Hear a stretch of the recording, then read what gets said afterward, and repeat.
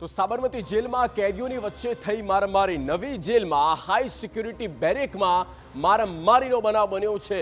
ગુજરાત એટીએસે પકડેલા આતંકી ડોક્ટર સૈયદને કેદીઓએ માર માર્યો. આ મોટા સમાચાર આપને બતાવી રહ્યા છે. સાબરમતી જેલમાં કેદીઓની વચ્ચે મારામારી થઈ.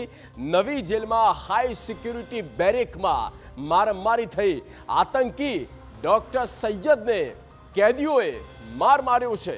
ગુજરાત એટીએસે તેને દબોચ્યો હતો અને તેની ધરપકડ બાદ તેને રિમાન્ડ પર લેવામાં આવ્યો અને આજ એ આરોપી છે, આજ એ આતંકી છે જેને કાચા કામના જે કેદીઓ છે તેમના દ્વારા માર સહન કરવાનો વારો આવ્યો છે.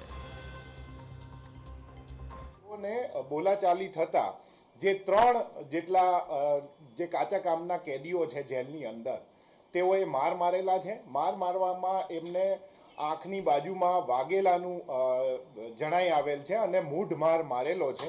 એટલે પોલીસે આ જે ભારતીય ન્યાય સંહિતાની 118ની કલમ મુજબની ફરિયાદ દાખલ કરી અને આગળની તપાસ હાથ ધરેલી છે.